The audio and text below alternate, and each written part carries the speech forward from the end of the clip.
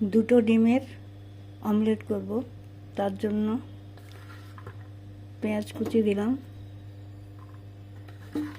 কাঁচা লঙ্কা দিলাম,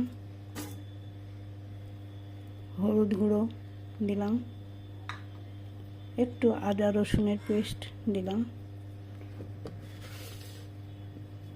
লবণ দিলাম। এটাকে মিক্স করে নিয়ে তেলে ভাজতে হবে।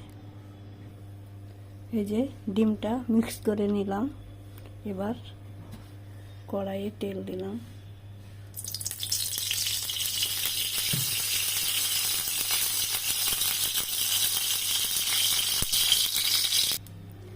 তেলটা গরম হয়ে গেছে, এবার ডিমটা ছাড়লাম।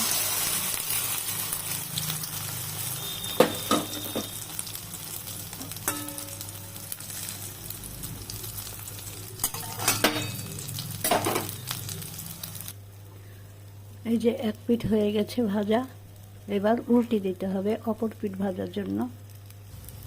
এই যে অপর পিঠও ভাজা হয়ে গেছে। প্লিজ কেমন হচ্ছে বন্ধুরা সাবস্ক্রাইব করে দিবে, কেমন রান্না করছি কমেন্টে জানিও বন্ধুরা।